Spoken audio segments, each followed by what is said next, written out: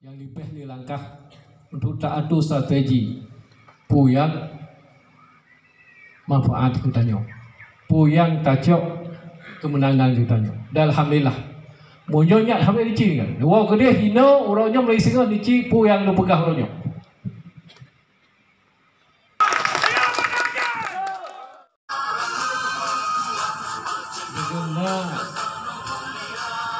Contoh ni, wow kampung JMI bersabah ke di kedai-kedai kampung. Man JMI kedai-kedai kampung tu mana sagai. Paling hanya untuk siuta 5 nomor tu. Yang kabeh bersabah kedai. 3 ke. Yang ke contoh yang legenyan, yang perlu dapat kau, yang perlu tak pijak di bagi masing-masing.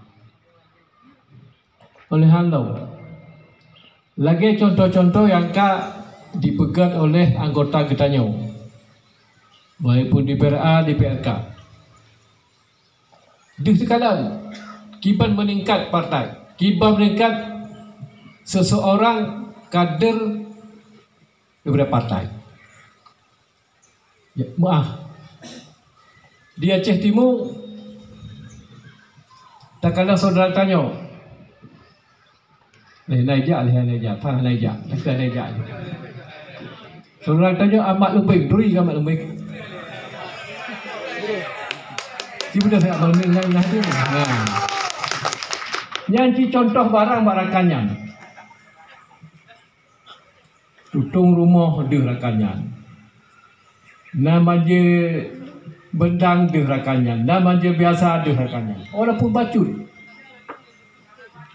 Sudah Indomie, apapun bermana, paling bosa Indomie, ia kuat yang ia gelah daripada ibu kota. Jadi penting nak hadir kitanya. Halap ke hadrah tanya. Ini contoh-contoh yang paling ubun. Jadi untuk pembentukan partai, untuk senyawa atau diterima kitanya di masyarakat. Jelas. Bagi PRK je ada upati ke sang menang sih hari. Nasa kongan. Ini contoh pada upur bukan.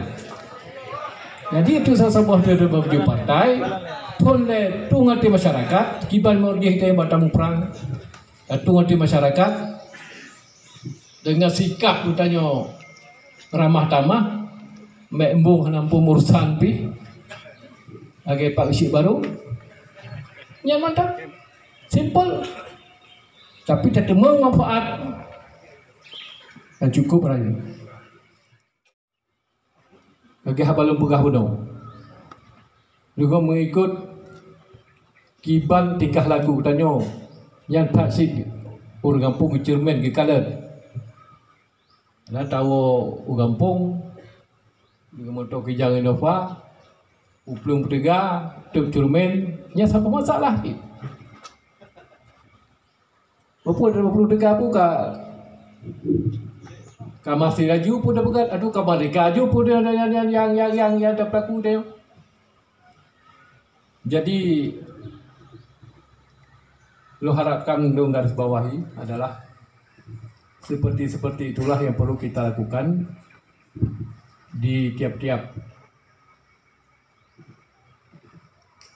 dapil kita masing-masing, masyarakat kepada kita.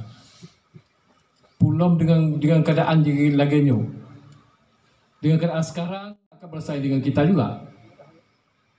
Ketua DPRK tanya dua pihak berapa harus bertemu kursi 50+1.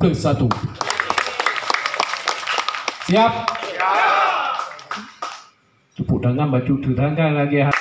Dia yakin tayo, dia aku yakin, tak usaha lagi sikap lagi dapat harganya, tajuk contoh, insyaAllah lagi pun ada menglebulkan di lapangan yang akan pemaju partai.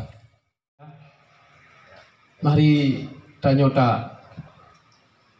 tak ulang lagi pu yang kerja di Ulikut.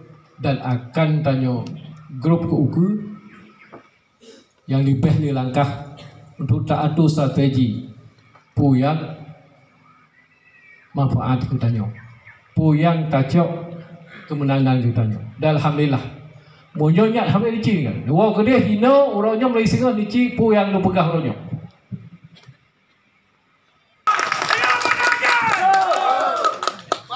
dengan komitmen Allah Taufiq Hidayah lebih dan kurun dan lebih kemah bila Taufiq Hidayah. Assalamualaikum warahmatullahi taala wabarakatuh. Waalaikumsalam.